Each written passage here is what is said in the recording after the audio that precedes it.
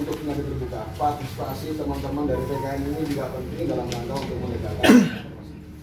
Ya kan? Jadi partisipasinya bukan saja dalam hal meminta atau mengajukan sengketa, ya kan, tapi memberikan masukan ini juga itulah bagian dari itu. Jadi kami mengapresiasi, ya kan, kami menghormati itu, ya kan. Nah, tentu saja Bapak kalian juga pasti sudah mengetahui bahwa sebagai kuasi peradilan, Komisi Mualasi bukan hukum acara.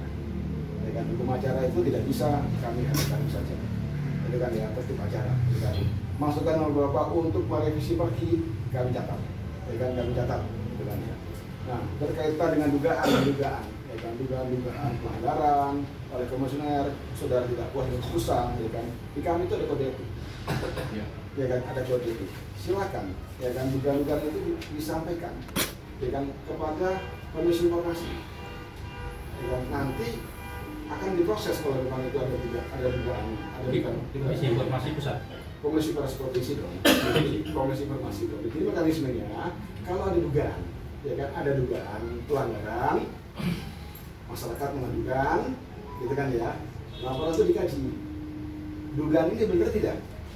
Ya kan ya. Dugaan Handoko melanggar tidak profesional, ya kan, tidak berintegritas, benar nggak dugaannya? Kalau itu benar, maka Komisi Informasi akan membentuk tim majelis etik yang anggotanya dari luar Komisi Informasi.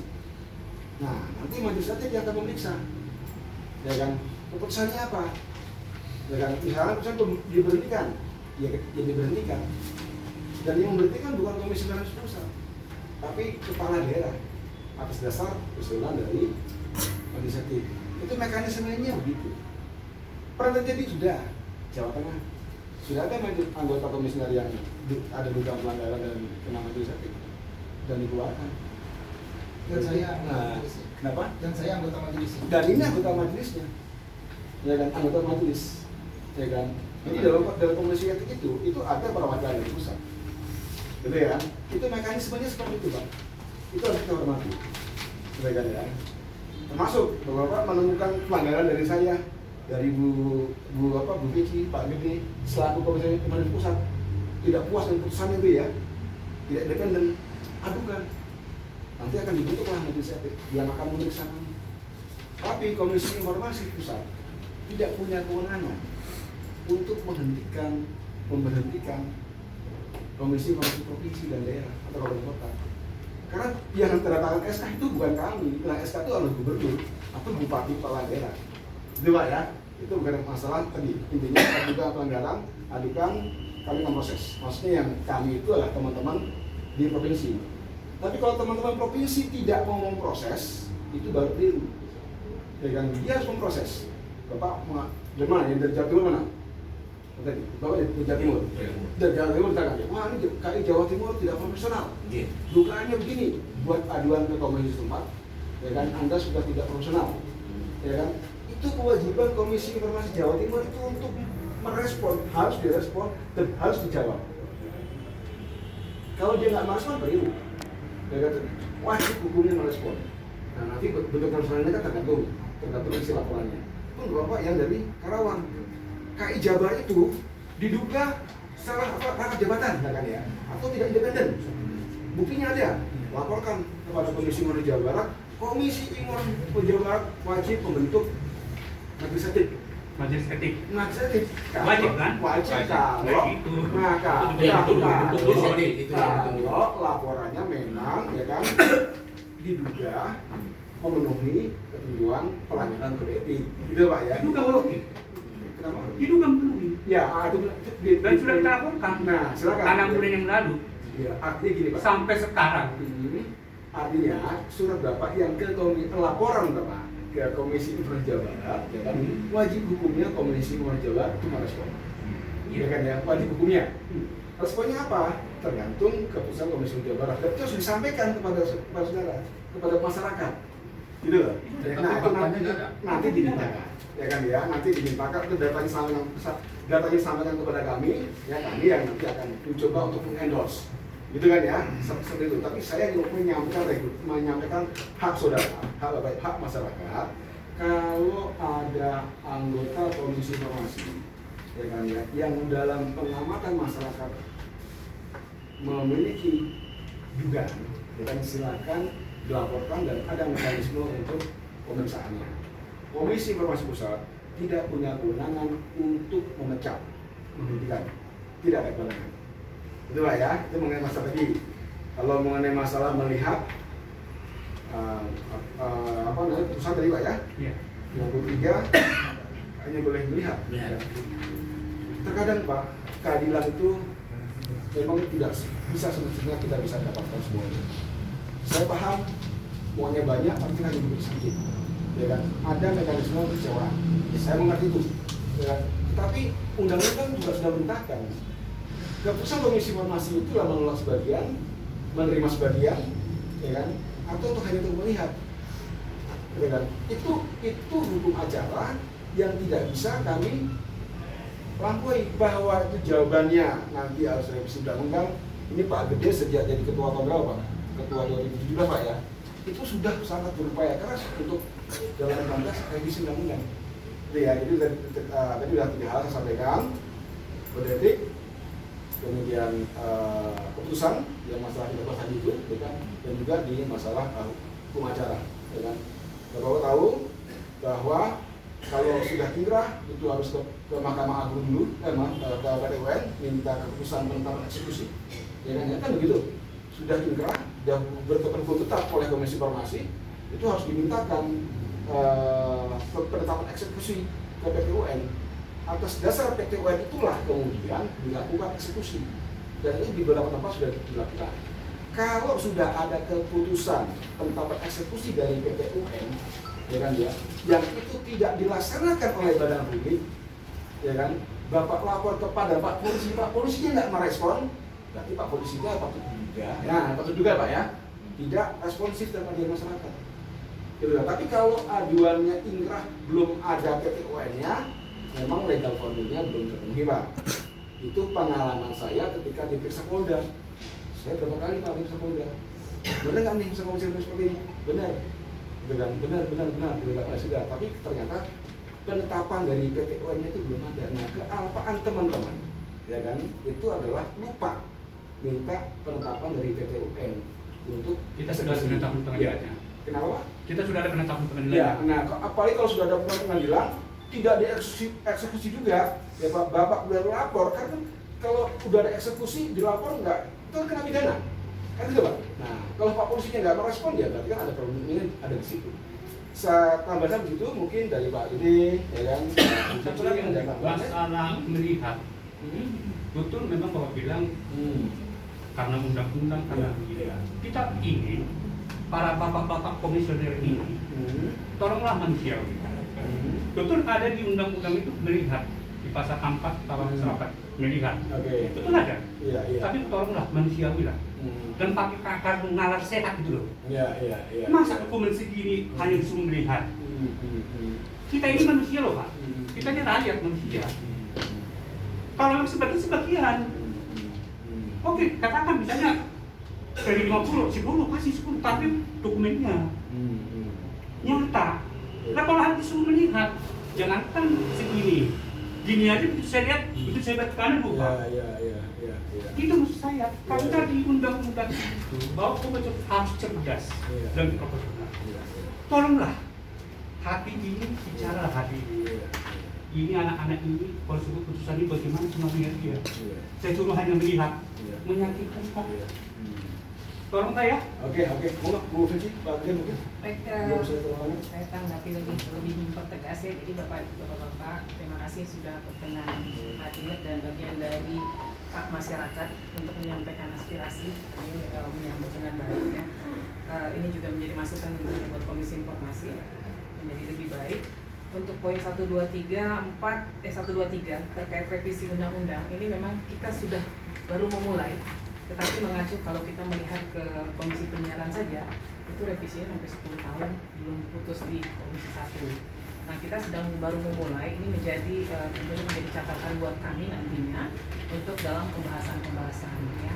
Sementara kita tampung dulu karena memang pembahasannya juga baru kita mulai untuk revisi undang-undang ini. Tentunya kita juga memang berharap bahwa KI provinsi itu kalau bisa anggarannya dari APBN untuk mengurangi ketika dia bersidang ada tekanan-tekanan dari pihak Pemprov ketika anggarannya dari APBD. Saya juga mantan KI provinsi sehingga saya merasakan bagaimana ketika bersidang itu intervensi dari pihak Pemprov itu luar biasa ketika kita sedang berhadapan dengan pemerintah. Ya, jadi ini memang menjadi concern kami berharap nanti bisa mulai karena bidang untuk revisi itu ada di bidangnya APBD. Nah, kemudian yang terkait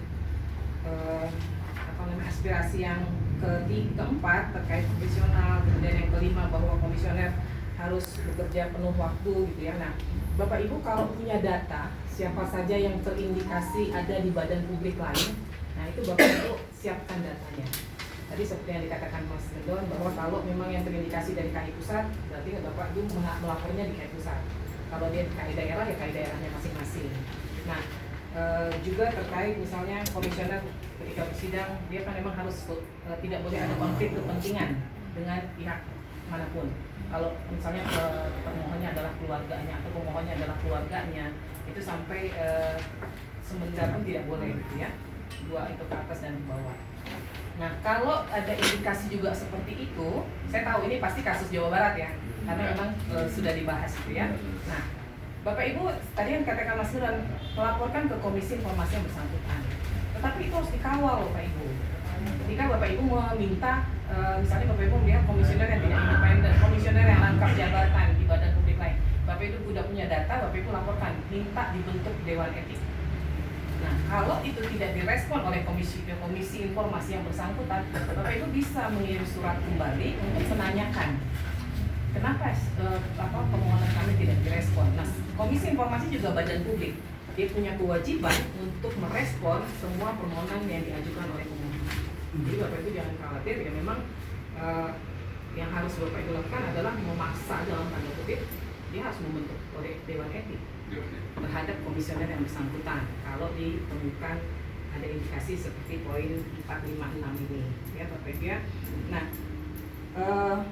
terkait dengan kepolisian ini memang tidak semua kepolisian seluruh Indonesia sudah paham bahwa terkait keterbukaan informasi ada sanksi pidana. Jangankan kepolisian Bapak ya, bahkan badan publik saja masih ada yang tidak paham bahwa ada sanksi pidana yang bisa dikenakan. Nah, ini nanti juga menjadi bagian dari edukasi kepada pihak kepolisian untuk merespon, karena memang sebenarnya bukan hanya Komisi Informasi, kalau kita lihat persidangan pada umumnya, eksekusi pasca putusan juga kadang-kadang mengalami kendala gitu. Nah, ini juga memang menjadi konsen kami bagaimana eksekusi pasca putusan. Ini juga menjadi masukan, nanti kita akan coba bahas di bidang PSI, bagaimana eksekusi pasca putusan sehingga masyarakat ketika sudah diputuskan informasi terbuka itu harus bisa diberikan dan diterima oleh masyarakat ya, untuk yang poin ini. Nah, kemudian terkait poin ke-11 ini tadi saya membaca bahwa PKN sudah terdaftar di Kementerian Hukum dan HAM karena Bapak-bapak ini pernah bersidang di Komisi Informasi Kalbar kan? Ya. Jadi saya bagian yang memeriksa Bapak-Ibu, Bapak-bapak terhadap 29 kasus, buat saya clear. Nah, bahwa ada polisi informasi lain yang menyatakan itu tidak clear, Bapak-Ibu bisa mempertanyakan lagi kepada Komisi Informasi tersebut. Gitu. Kenapa di tempat lain clear? Kenapa sudah ada jurisprudensi dari Mahkamah Agung bahwa legal standing Bapak-bapak terpenuhi, di sini dikatakan tidak begitu. Izin ya. Jangan di tempat lain. Di tempat komisi di Kalimantan Barat, waktu Ibu memimpin persidangan dengan 2 komisioner, tapi belum berikutnya sidang lagi tanpa Ibu, tapi 2 komisionernya tetap sama, tambah 1. Tiba-tiba alasannya PKN kita mengundi legal standing. Padahal waktu kita sidang itu lengkap terbuka, saya kasih tunjuk sama komisioner itu. Tahu-tahu putusannya tidak, bahwa PKN tidak punya legal standing, bisa kita. Ya baik, itulah yang ada dalam salah satu poin ini Bapak-bapak, bagian dari profesionalisme seseorang. Karena yang namanya persidangan, setiap majelis punya kewenangan memutuskan. Nah, apakah dia memutuskan dengan hati nurani dan kebenaran, atau dia memutuskan karena ada kepentingan kita tidak tahu, gitu ya. Jadi kalau ada perbedaan ya itu karena memang persepsi dari masing-masing majelisnya. Buat saya clear karena saya pernah bersidang dengan PKN ya. Jadi kalau Bapak Ibu merasa bahwa yang bersangkutan tidak profesional, ya Bapak Ibu juga bisa masukkan dalam poin yang ini, tidak profesional. Ya, asal kita punya buktinya gitu ya. Kemudian kalau Bapak Ibu juga terkait ini bisa juga mengadu ke Ombudsman terkait pelayanan yang tidak maksimal dari Komisi Informasi. Ya, jadi ya Ombudsman bagian pelayanan publik. Jadi kalau Bapak Ibu mendapatkan pelayanan yang tidak baik dari Komisi Informasi, tidak maksimal baik itu dari komisionernya maupun dari stafnya, ada Ombudsman yang bisa menjadi jembatan untuk Bayangin Pak, ini dari negara Pak. Ini resmi diberikan oleh Polri. Bapak itu bilang, kan tidak negara. Kan kita udah dapat lambang negara ini, penghargaan dari negara. Sudah banyak kita laporkan masuk penjara. Makanya kita dapat penghargaan dari negara. Mahkamah Agung betul berapa kali benar. Mohon maaf ya, Pak ya, mohon maaf. Jadi sakit gitu. Ya Bang, makasih.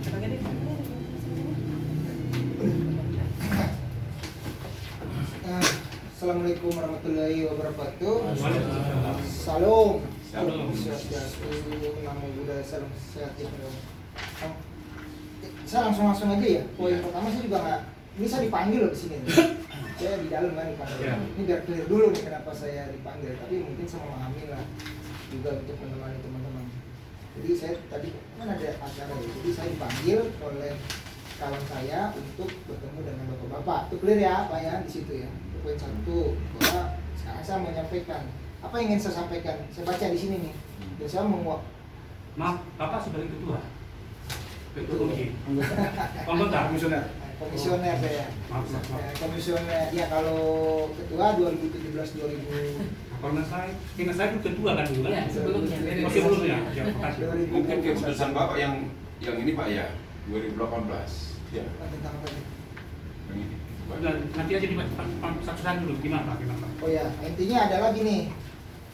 Pertama, ada poin-poinnya. Pertama, dunia ini diciptakan itu yang kita tahu. Hukum yang berlaku adalah yang absolut, hukum Tuhan. Hukum Tuhan itu ada di dalam agama kita masing-masing.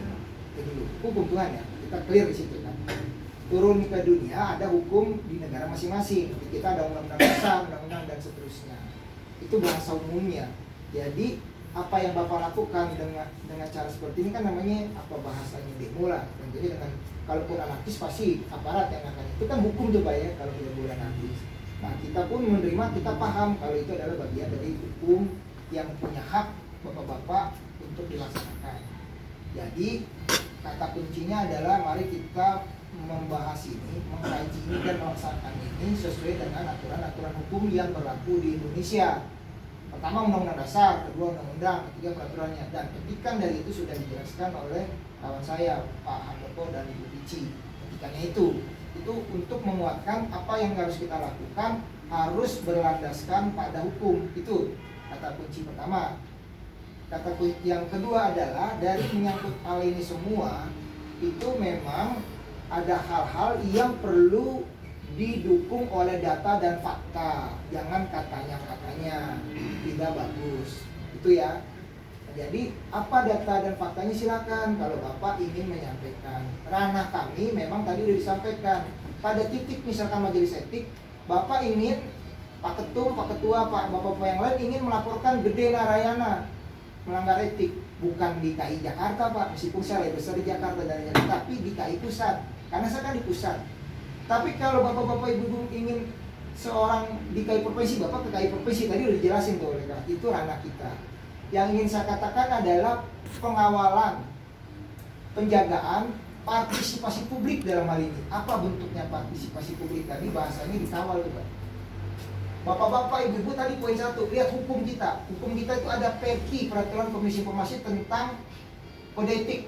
Di situ diikutin cara mainnya. Itu hukum namanya. Cara melapor, termasuk semuanya dari A sampai B itu diikutin. Karena kalau itu dilanggar ya salah juga, karena melanggar hukum namanya. Itulah yang harus diikuti. Apabila sudah diikuti secara hukum, nah disinilah bentuk partisipasi masyarakat yang harus bahasa langsung aja, saya bahasa langsung aja ya, melakukan pressure namanya. Bapak-bapak ini kan melakukan pressure nih. Pressure itu api, pressure itu tekanan gitu loh. Ngerti ya, pressure. Silakan. Tapi tidak anarkis kan. Tapi apakah bisa tanpa pressure? Bisa Pak, zaman hari ini apa teriak di media.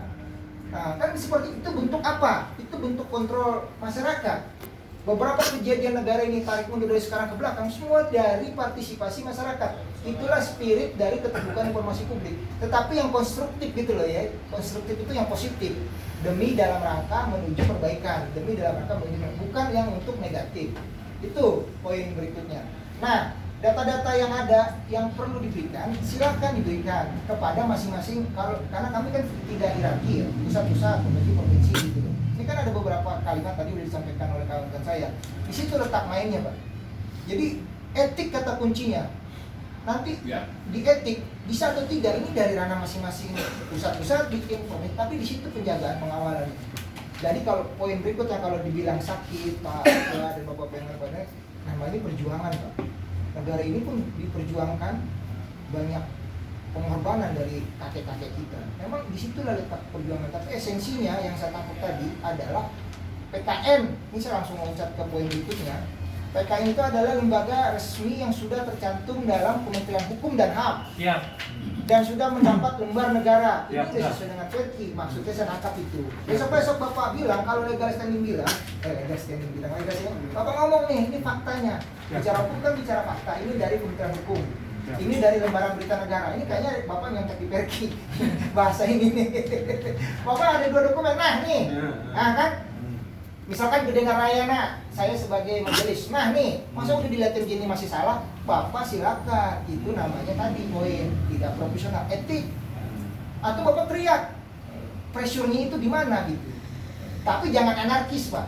Itu aja kata kuncinya. Nah, itulah masuk etik nanti Pak. Nah etiknya misalkan pusat harus bikin etik. Bapak kawal nanti kalau saya nih hari gini kalau saat etik bisa aja Bapak ngomong nanti. Pada proses pleno, itu namanya rapat besar pleno, Bapak minta live stream, kan zaman-zaman sekarang sering live stream tuh, orang rekonstruksi aja pakai live stream ya. Jadi kelihatan kalau itu bentuk dari pressure namanya Pak. Nggak harus turun ribuan orang, nggak harus 2, 3, 4, 5, 6, 7, 8, 9, 10, 20 orang turun, kan tidak harus gitu, nonton aja di rumah sambil ngerokok. Nah bisa kan? Itu kan bentuk perbagian dari teknologi. Di situ pressure namanya Pak, nanti menyampaikan pendapat. Kok bisa nggak dibikin? Kalau bisa atau tidak, itu kan tergantung dari ranah rapat plenonya masing-masing instansi dan banyak pusat-pusat, provinsi-provinsi. Itu yang saya tawarkan ya, usulan lah gitu dalam bentuk hal pengawalan pada posisi etik. Saya memahami apa yang tersirat dari hati sanubari bapak-bapak. Ini terobosan. Perkara ini kan namanya usulan. Bisa iya bisa tidak, tapi kita mencoba untuk itu dalam kerangka penjagaan pengawalan. Karena gini kata kuncinya, setiap kebijakan negara dari awal sampai akhir itu ya Pak ya, sampai pun terjadi terus itu adalah proses dari masyarakat untuk menjaga dan mengawal. Silakan bapak-bapak mengawal menjaga itu. Dan belum tentu juga saya benar Pak, silakan aja Pak. Nama saya Gede Narayana kan tadi mungkin nama saya Gede, silakan aja Pak dilihat siapa diri saya. Silakan.